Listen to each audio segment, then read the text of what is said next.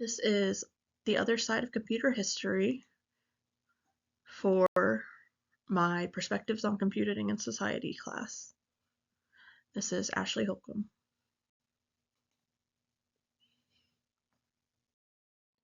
So my thesis, or what I'm going to be talking about for this presentation, is while the contributions of white men in computer history are well known, we would not be where we are today without women and people of color's hard work and innovation.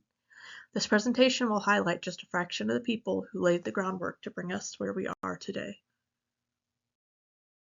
So for my first person I will be talking about is Wayne Pickett, who is considered the father of the microprocessor. And that allowed computers to go from room size to fitting in a lap or a palm, which we still use to this day. He created the design for putting a computer in a chip in 1968 when he was 17 years old. His contributions have mostly gone unrecognized by the employer he had when he made it, Intel, and Fagenhoff, Maser, and Shima have been seen as the sole designers of the 4004 microprocessor. He taught himself electronics during his childhood and got the idea to put a computer on a chip when he was reading the book I, Robot. That led him to think that robots could be more than science fiction. He started to compile a list of everything that would be needed to make a robot, and when he got to the computer aspect, he thought there would need to be a better way to store the computer, rather than having several large rooms full of computers following a robot everywhere they went. The next person is Mark E. Dean. He is the inventor behind the modern PC and has spent his entire life trying to make computers more accessible and powerful. He helped make the color PC monitor and the first gigahertz chip. He had an affinity for technology at a young age, and one of his first jobs at IBM was to make a word processor adapter. He led the team that designed the original IBM PC, and 2 of the 3 patents he held for the PC were the monochrome and color graphics. He also helped create the first gigahertz chip with a team of engineers in 1999, which allowed computers to perform 1 billion calculations per second. Ichigo Goto invented one of the first general-purpose computers in Japan. He invented the parametron, which was a logic circuit element. Parametron led to the invention of the parametron computer, which was started in April of 1957 and completed in March of 1958. After he finished the first parametron computer, he immediately started the second one. Ajay Bhatt is the inventor of the USB, which is the Universal Serial Bus. He hasn't made a single cent off of this invention because Intel decided to make the technology available to everyone, and it is still widely used in everything today.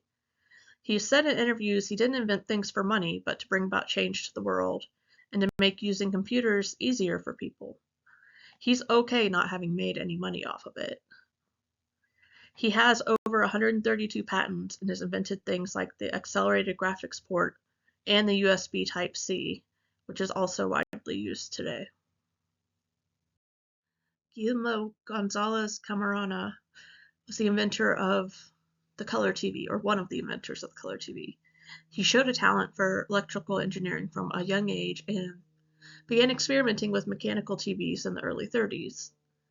In 1942, he patented a color system that used 3 different lenses, red, green, and blue. And using that system, black and white TVs would only need a small adjustment to incorporate that color system. He was very devoted to using television for educational purposes, and his color system was used in 1979 to convert images of Jupiter from NASA Voyager's images into color. And his system didn't become the standard, but he is still remembered for his contributions. Louis von Ahn helped develop the CAPTCHA and the reCAPTCHA, which he gave to Yahoo for free and is still widely used today. He was also the co-founder of Duolingo. He had a strong interest in science and computers from a young age, and worked with his mentor Manuel Bloom to develop the CAPTCHA, which is the completely automated public Turing test to tell computers and humans apart. That and the reCAPTCHA are both used on almost every website today.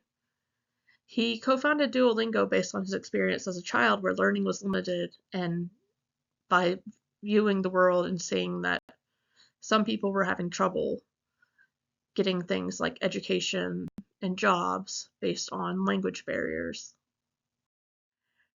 Thomas David Petit holds over 100 patents for wireless networking technology, and he helped lay the foundation for the Internet of Things. He helped invent smart meters and smart grids, and his main contribution to this was making it possible for many devices to work on one low-powered network. He was the founder of the Native American Intellectual Property Enterprise Council, which helps Native American inventors and their communities.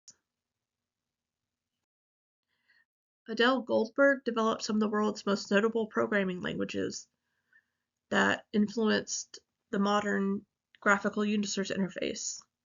An example of this is Smalltalk 80. Smalltalk was a way to offer a completely new way to think of computer programming.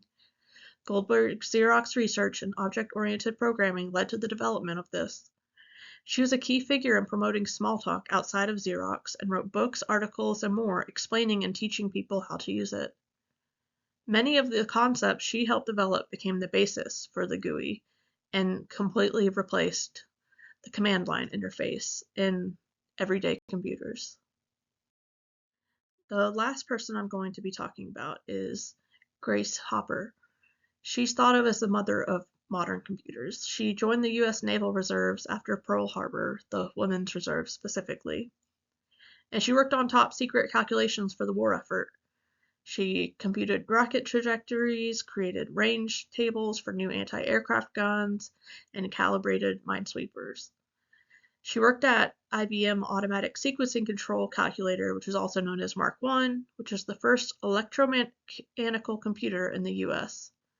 And as one of the first three coders of this, and one of the first three coders, aka programmers, ever, she also wrote the 561-page user manual for Mark I. She also developed the first compiler for a computer programming language.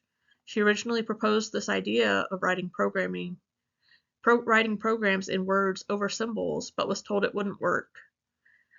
But she worked on an English language compiler anyway, and in 1956 her team was running Flowmatic, which was the first programming language to use English words. She then took that and demonstrated how it could be used for non-English languages. She also coined the term bug and extended the meaning of debug. So, in conclusion, there are many people who laid the groundwork for computers, and many who have developed technology that has changed our world. It is important to recognize everyone who's had a part in getting us where we are today and to uplift all potential voices who will bring us further. While this isn't a complete list, it's only a tiny fraction of the people who've gotten us where we are. It's important to bring these voices forward and show these faces of the people who helped us get to the computers we have in front of us.